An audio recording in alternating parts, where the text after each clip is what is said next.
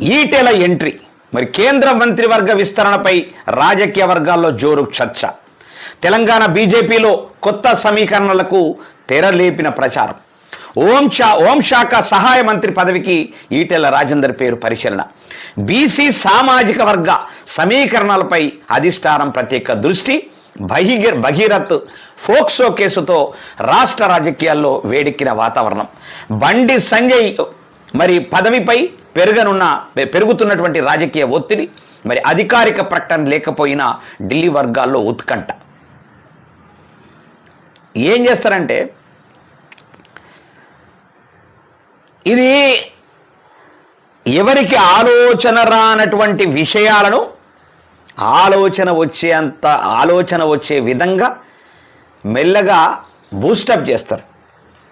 ఈ ఆలోచన ఎవరికి ఉండకపోవచ్చు కూడా, కానీ ఆ ఆలోచన ఒక్కసారి రేకెత్తింపజేసి ఆలోచన వచ్చే విధంగా వాళ్ళకు చేసి మళ్ళీ దాన్ని ఇంప్లిమెంట్ చేసేటటువంటి విధంగా ఆల్రెడీ బూస్టప్ జరుగుతూ ఉంటుంది, వార్తలు వస్తూ ఉంటాయి. ఎన్ని చూసినాం మనం, ఎన్ని కథలు చూసినాం, ఎన్ని కేసులు చూసినాం, ఎంతమంది చనిపోవడం చూసినాం, ఎంతమంది ఆత్మహత్యలను చూసినాం, ఎంతమంది రేపులకు గురైనటువంటి సందర్భాలు చూసినాం, ఎంతమంది ఎన్నో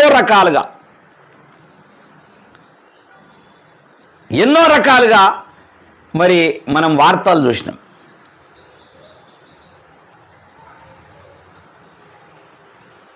ఒక్కటి కూడా సరి అయినటువంటి లా అండ్ ఆర్డర్ అనేటటువంటిది ఒక్కటి కూడా పరిపూర్ణంగా దాన్ని పరిష్కరించేటటువంటి లా అండ్ ఆర్డర్ ఇప్పటిదాకా కనిపించలే.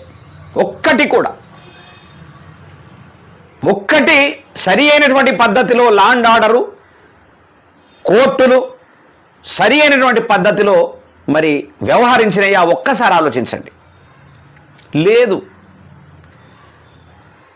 ఇట్లా వస్తున్నాయి, ఇట్లా పోతున్నాయి. ఒక నెల రోజులు ఒకదాని మీద అల్చల్, నెల రోజులు ఇంకొక దాని మీద అల్చల్, 12 నెలల్లో, ఒక సంవత్సరంలో 12 నెలల్లో 12 అల్చలు ప్రజలకు తప్పుదోవ పట్టించేసి ప్రజలను మైండ్ ఆల్రెడీ దాంట్లోనే ఉంచడానికి ప్రయత్నం కొనసాగుతుంది తప్ప పెద్దగా ఎవడు మాట్లాడుతున్నాడండి?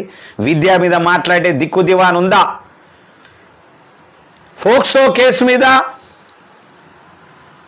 రేప్ కేసు మీద భగీరథ్ ఇట్లా చేసిండని, మంగిలి అట్లా చేసిండని, సినిమా వాళ్ళు ఇట్లా చేసిండ్రని,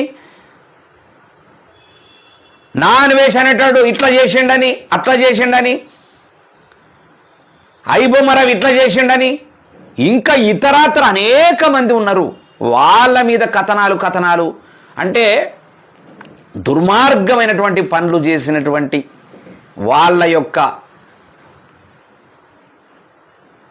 ఒక నెల రోజులు వాళ్ళని ఇట్లా తిప్పాలా, అన్ని ఛానళ్ళల్లో, అన్ని పేపర్లల్లో మళ్ళా మూలకు పెట్టాలా. మరి దాని మీద పడి దాన్ని పూర్తి పరిష్కారం చేసేటటువంటిది, పూర్తిగా వాళ్ళకి శిక్ష పడేటటువంటి విధంగా ఎవరైనా చేస్తున్నారా? అరే దాని మీదనే, ఆ వాటి మీద కాన్సన్ట్రేషన్ చేసే కన్నా ఈ విద్యా వైద్యం మీద పడుండ్రి, నెలల తరబడి విద్యా వైద్యం కోసం మాట్లాడుండ్రి, ఎందుకు పరిష్కారం కదా చూద్దాం. కానీ వాళ్లకు దీని మీద ధ్యాస ఉండదు. దీని మీద విద్యా వైద్యాన్ని ఫ్రీ చేస్తే వీళ్ళకు రూపాయి రాదా? ఎవడిస్తాడు రూపాయి? తప్పు చేసిన వాళ్ళ మీద పడితే 4 డబ్బులు వస్తాయి. ఇది అన్నట్టు ఆలోచన. వీళ్ళ ఆలోచన ఏంటంటే ఫేమస్ అవుతాం, డబ్బులకు అవుతాం.